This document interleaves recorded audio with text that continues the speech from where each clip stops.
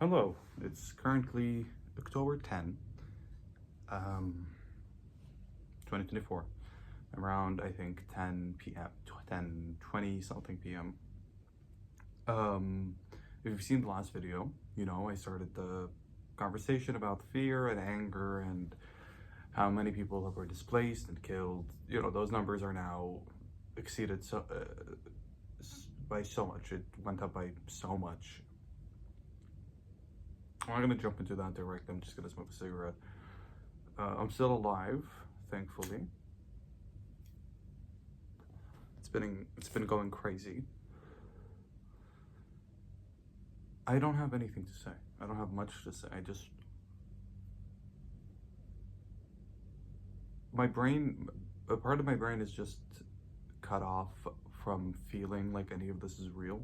And I think this is a way that my brain survives. You know what I mean? Because I think I would just collapse upon with stress if it's any other way. Being in the middle of war, if you can call it war, it's more like like an area where they can drop a shit ton of bombs and then no one can tell them anything. Israel, by the way, I'm talking about Israel, if that's not known at this point. I'm Lebanese. They're bombing the shit out of my country as we speak. And then anytime the UN tries to speak about it or anyone tries to speak about it, it's just like, well, we don't give a shit. They're air of the ground.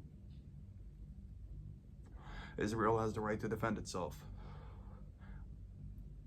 They have the right to defend themselves. Fuck it, kill the civilians. They just bombed an area in the middle of Beirut every area that's being bombed is a bad area to be bombed, of course.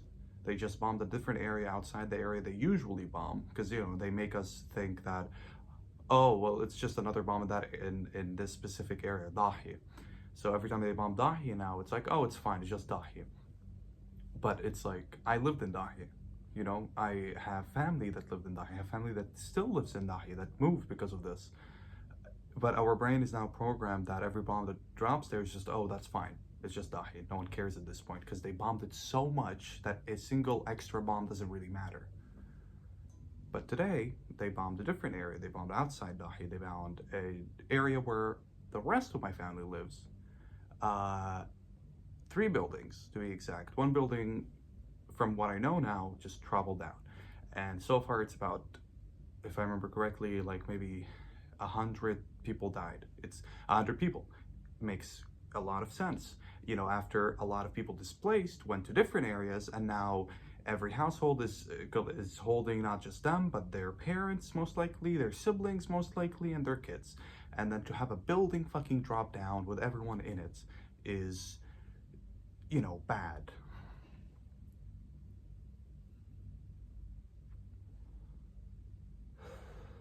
They're moving more and more to the heart of the city. And then this is the scary part. This is what I'm scared of. I'm not scared of dying. I'm not scared of a bomb. I'm not scared of that. The biggest fear in my head is the thing that is happening where my brain stops thinking about every bomb that drops as if it's a bad thing and more like it's a usual thing. Every time they bomb Dahi, as an example, as I mentioned, it's just the usual thing. And then in the south, it's even worse. The south, they dropped so many bombs, they blew up so many villages and houses, where areas that was filled with beautiful old houses that spanned generations are now just dust on the floor. Every time they do that, my brain just, by itself, misregards the information. It doesn't matter at this point. They're bombing an area they already traveled to the floor. I don't know what they're trying to do. Well, never mind. I know what they're trying to do. They're defending themselves, of course, because they have the right to, of course.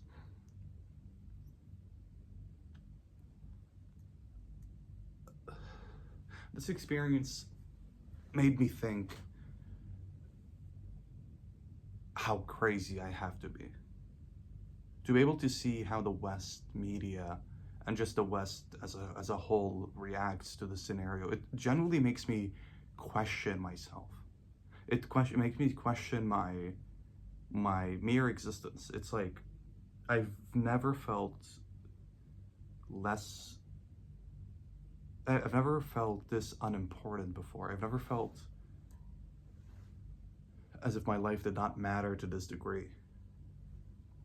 The idea that, like, fuck it, because October 7 happened. And then October 7 was also like a massacre that happened. 1,000 Israelis were killed during the October 7 attack. Some, by the way, shot by Israeli military. You can look that up. But they shot Jewish Israelis. Jewish, specifically, because, you can't just say, oh, they're Muslim Israelis, so it doesn't matter. But 1,000 people died. It's still a massacre. It's a bad thing. And people still outcry because of that. 48 hours, they killed 1,000 people. But in 1 year, they killed more than 105,000 Palestinians. And in 10 days, they have killed more than 2,000 Lebanese people. Other than the number of displaced people, other than the number of destruction that they caused in all the Gaza Strip, in the West Bank, and now in the South, and now in Beirut. But it doesn't matter. The media still holds the same sentence of Israel has the right to defend itself, and it still holds the same sentence of the massacre that happened on October 7, as if whatever they do is not a massacre by itself. Because we are Arab, we're brown, we're terrorists, we're barbarians. They're defending themselves. 83% of the shots so far, I'm sure it's higher now, was from Israeli sides to the Lebanese side. Well, Lebanon shot at them first. Is their common argument, although Lebanon, shot at the Mazar al-Shaba that's being occupied by Israel at the moment. And this is the root issue, isn't it? It's occupation. They occupy land, and then they don't expect resistance because of it. They're occupying Gaza, they don't, and when they want to occupy the West Bank, they don't expect resistance. They're trying to occupy the South, they're failing miserably to a point where they have to release fake videos, but no resistance. The same way we resisted and shot at occupied lands of Mazar al-Shaba, that is Lebanese territory that's currently being occupied, is the same way. I'm sure if they managed to go in the South and they took the South and they occupied the South, Beirut, if any other area then shoots back at the South that is now occupied by Israel at the time, would then be resistance. But to them, it would be a terror attack. It's just an ongoing story. They just want to expand, and then it's all our fault for wanting anything else.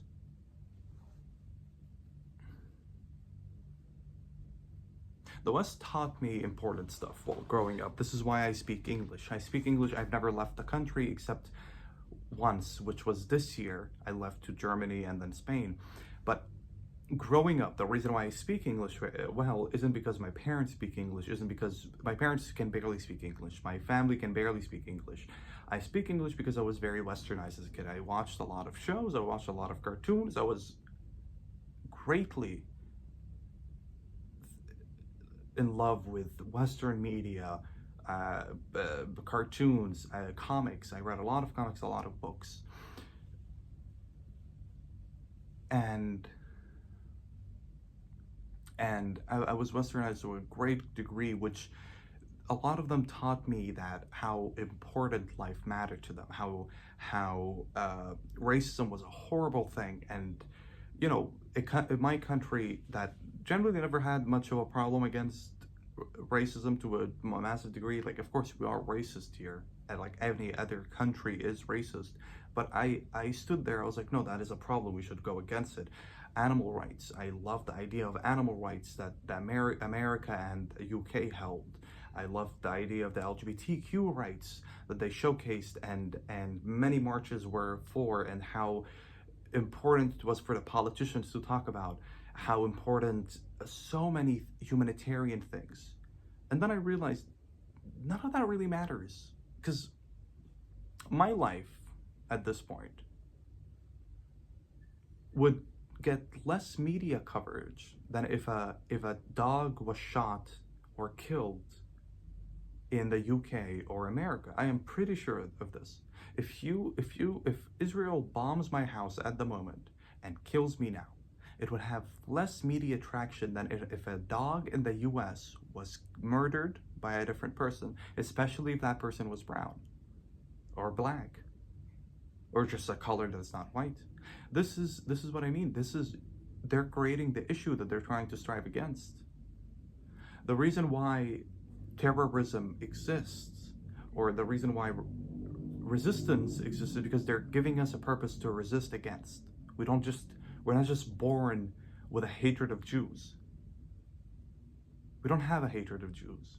We have a hatred of occupiers. We have a hatred of anything that brings injustice to us.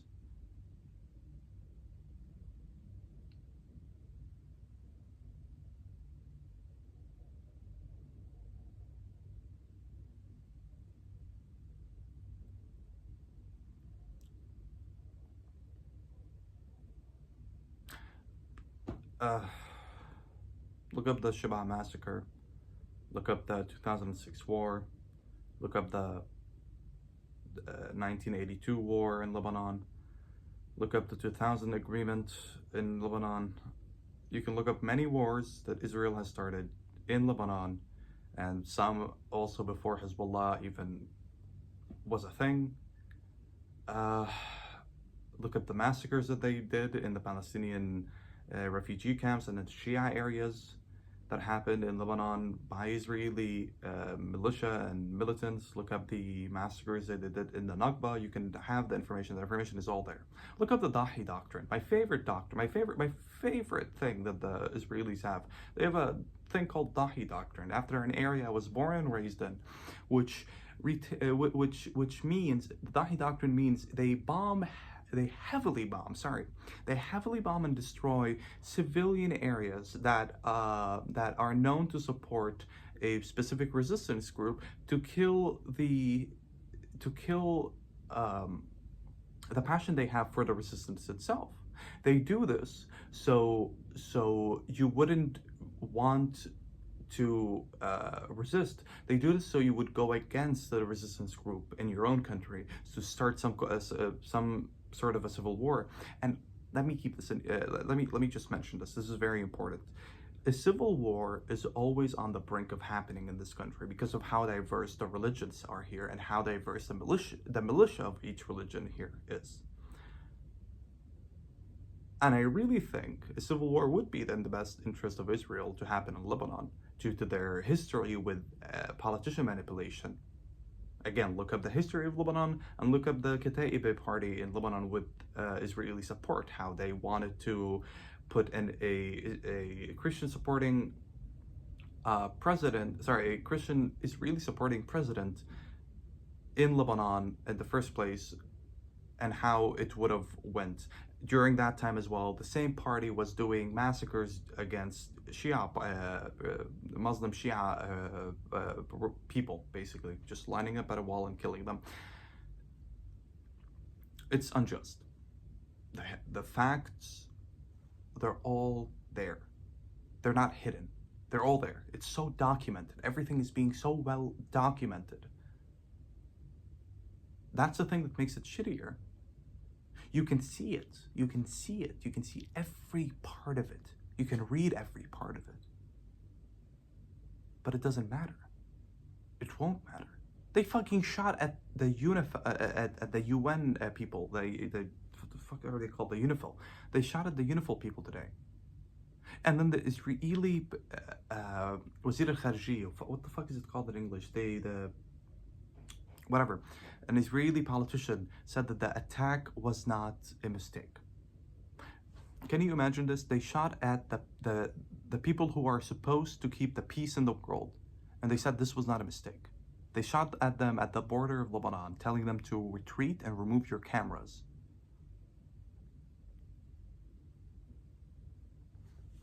Thank you. Fuck off.